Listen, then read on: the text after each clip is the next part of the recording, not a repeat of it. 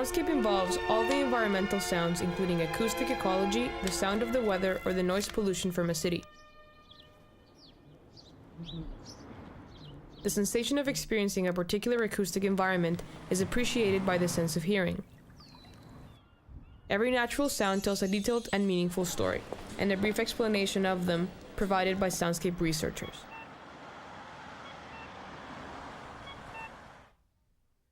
We are in the presence of the soundscape right now as we're listening.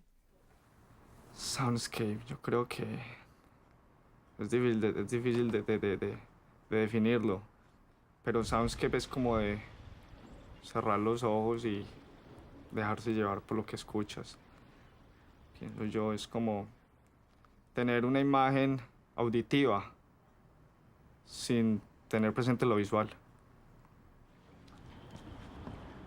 I think the simplest sentence is soundscape is all the sounds around us every time of the day. Basically, your acoustic environment, where you are.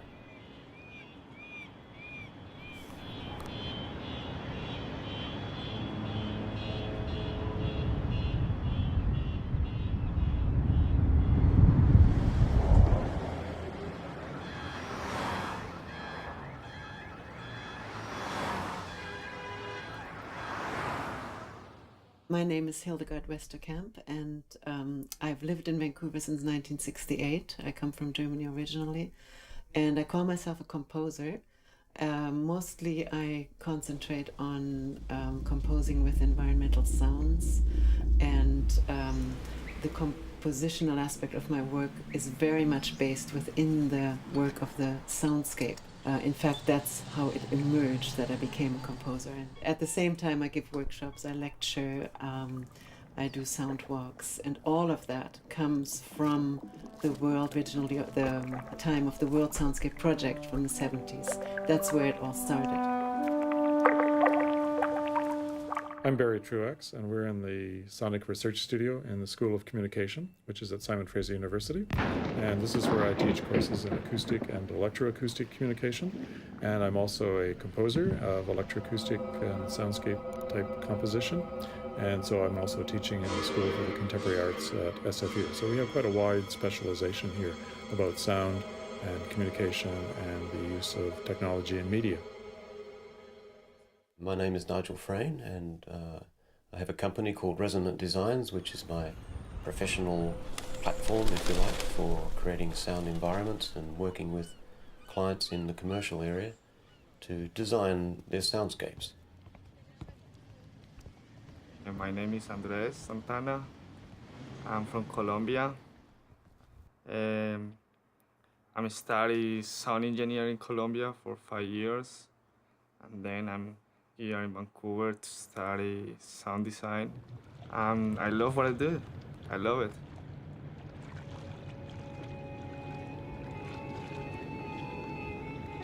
And I think for many people who come to this field, it's a personal journey.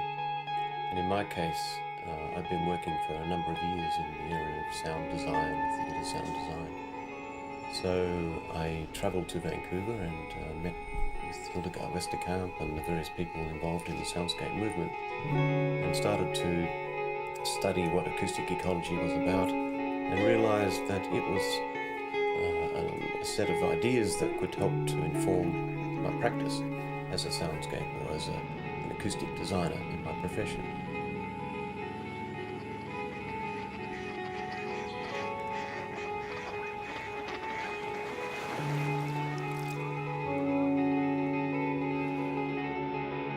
Con relación a Vancouver, pues solamente cada ciudad tiene un sonido específico que identifica su ciudad.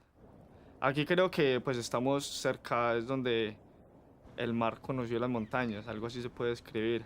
Entonces tú tienes como dos ambientes juntos, pero a la vez muy totalmente diferentes, que es el agua del mar y las montañas. Y pues yo nunca había estado en una parte donde podíamos mezclar esos dos ambientes y pues me ha cautivado demasiado, demasiado.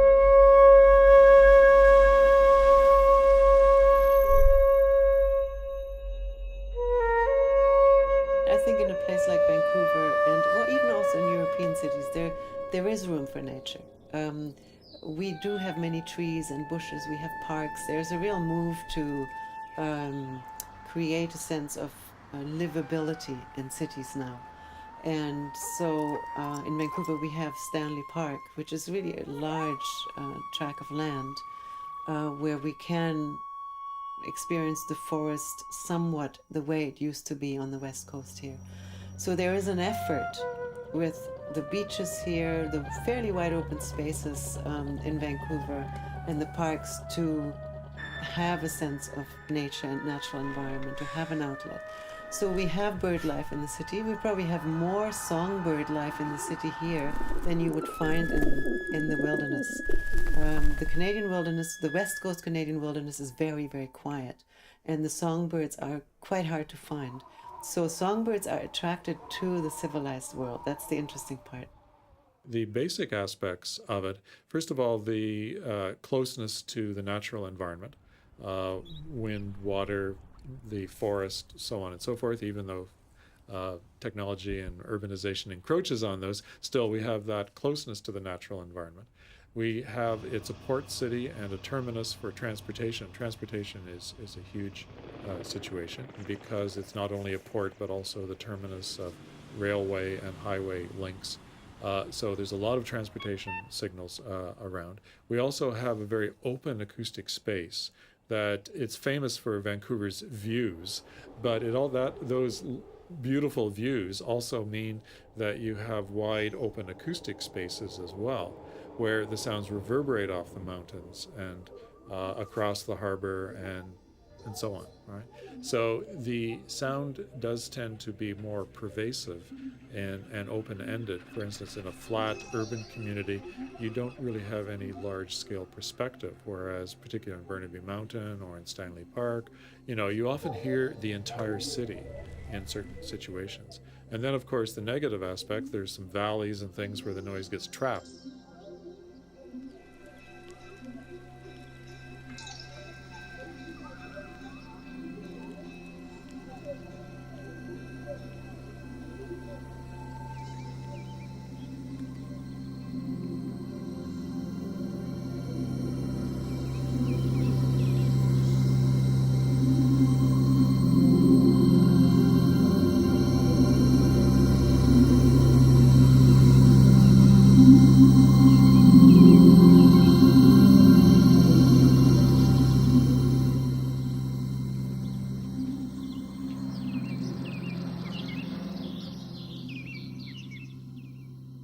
The North American soundscape in Vancouver is just like any other North American soundscape.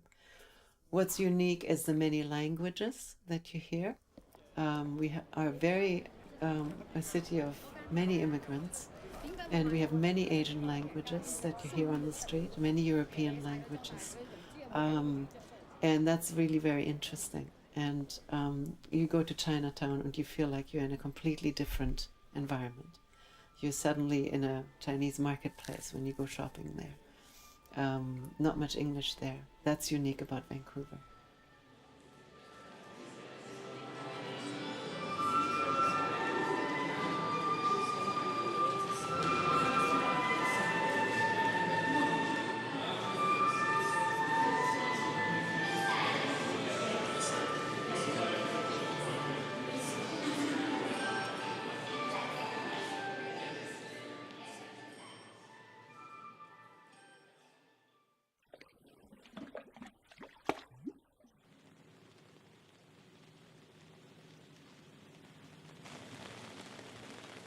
The original vegetation of most of Vancouver and its suburbs is dense temperature rainforest. Acoustic researchers study the sound of water and are getting new conclusions about this natural sound.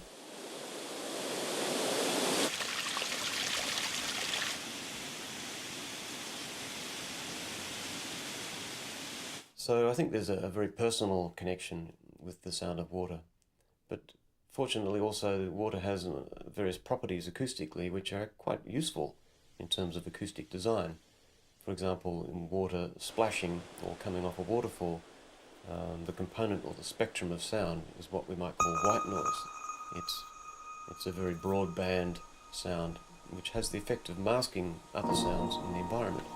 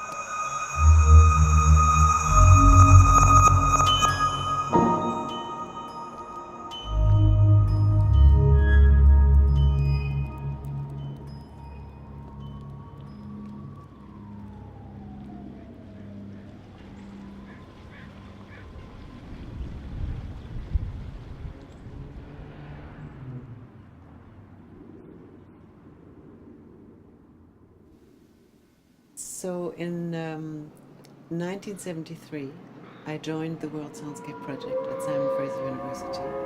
And that was the time when they were working on the Vancouver Soundscape. In other words, that was really one of the first studies that was trying to give a sense of an urban soundscape. And then we have the train horns, which are unique for Canada. But you can hear them a lot here in Vancouver, and they're very, very beautiful musical horns.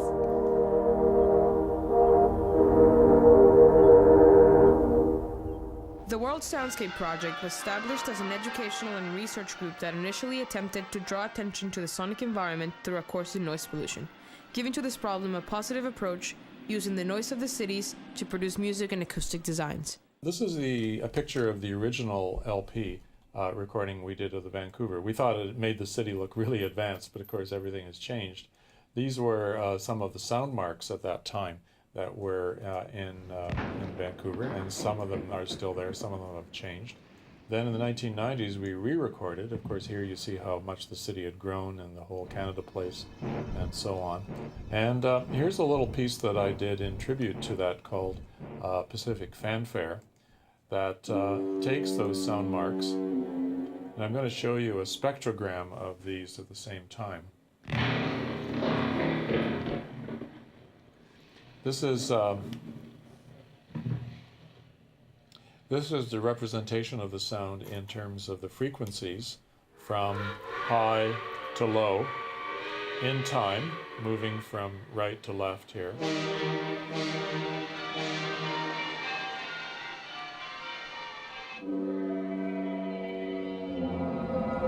So you see in these moments here, these sound marks, they stand out clearly from the background.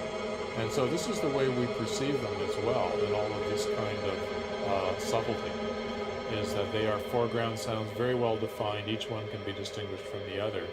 And then when we go to these transformations that you're hearing, these are my stretched versions of those, which give you a chance to move inside the sound, as it were.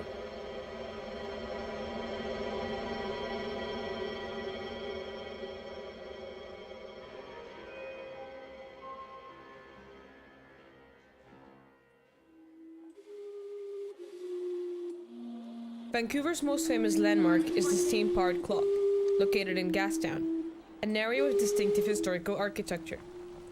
The steam clock has a unique mechanism of whistle chime that plays a reverberating melody at every quarter of an hour. Located at Cambie and Water Street, this is one of the most popular places visited by tourists every day.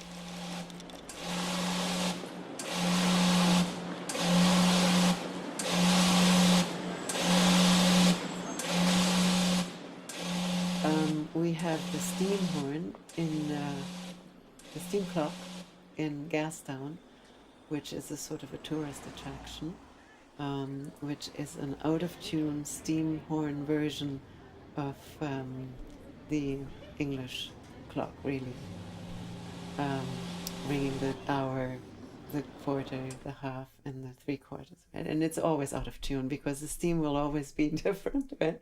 So I find it a really lovely sound mark because it is different every time depending on the pressure of the steam, right?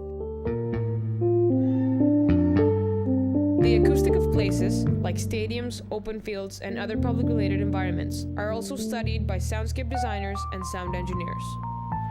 I think sporting arenas are a very interesting example of the way that we have a relationship with the acoustic environment. Probably the predominant sound that we think about when we're having a big sporting event is the roar of the crowd, and everyone gets involved, and it's very, very exciting. There's another functional role for the soundscape in that situation, perhaps from public address announcements, where the event that's occurring talks back to us.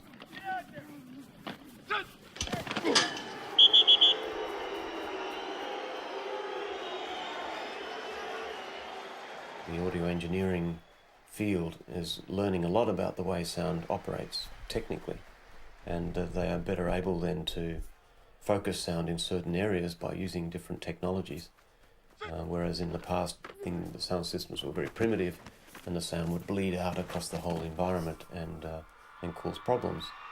So these are very high energy situations where the crowd levels are very excited and the sound levels are very high.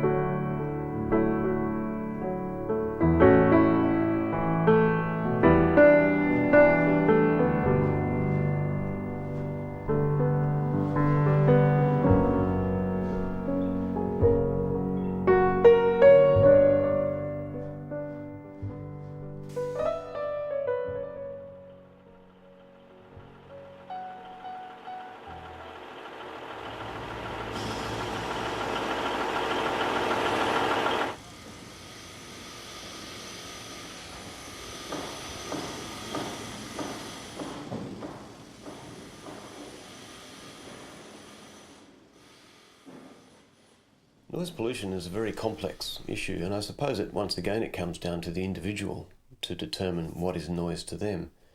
We can make grand statements about the sound energy levels that are generated in some areas of the city, but one person's noise may be another person's music.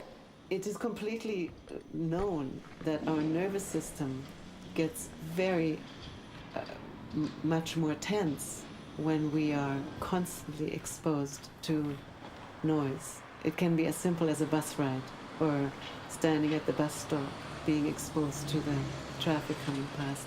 If we were then allowed to sit in a really quiet spot, we would notice the tension that we've accumulated. If we keep going all the time, we don't notice, and we rev up and rev up and rev up. And then eventually, in the worst case scenario, we get sick.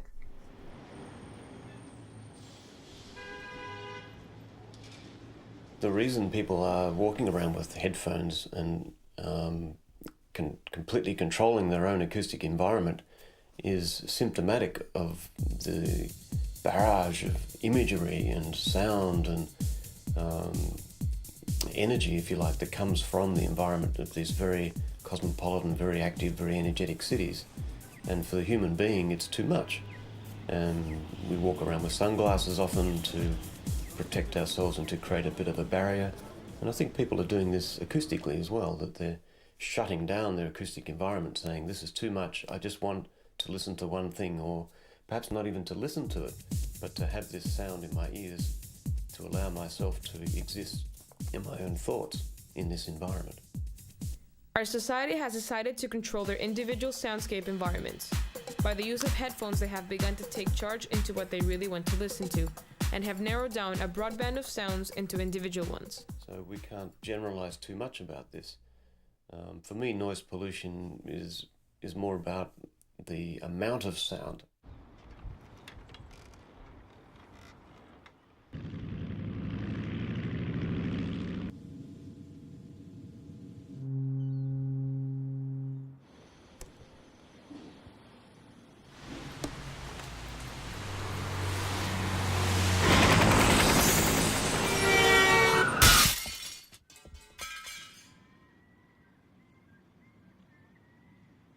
That is coming, not in volume levels, but this barrage of variety that is too hard for an individual to process.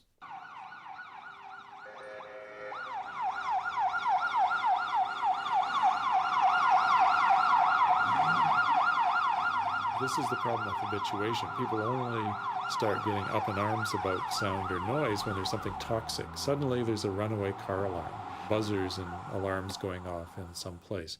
So that's just the toxic momentary situation. And only if it persisted would you really become quite concerned and irate and so on. So those are local effects, and we need to have this broader view of the day-to-day implications of sound on a basically common sense kind of basis. So that's where some of these soundscape techniques like ear cleaning and sound walking are very, very useful. They're very simple, and they always work, and they basically empower individuals to reattune themselves to acoustic environment and discover also some of the delights of sound. Right? We don't always be just negative, even though in the city that's what gets your attention. But it's the positive aspects of it that then create the basis for a positive relationship and a positive acoustic ecology.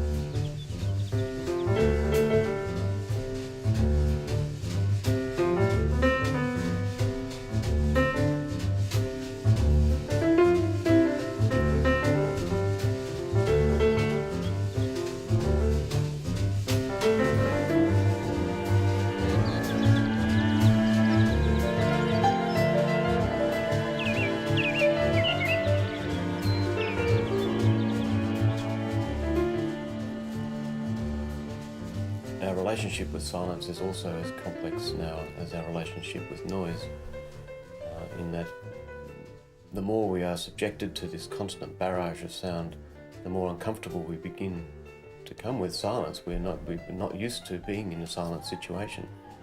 So in many cases when people come into an area which is silent, they will start to speak and fill up that sound and fill up that space. So once again, we have a very personal relationship with silence. To me, to be in touch with silence, to observe silence, to honor silence, to make room for silence, has become an act of survival. When we take people on sound walks, we're giving them a moment in time that allows them to concentrate entirely on listening.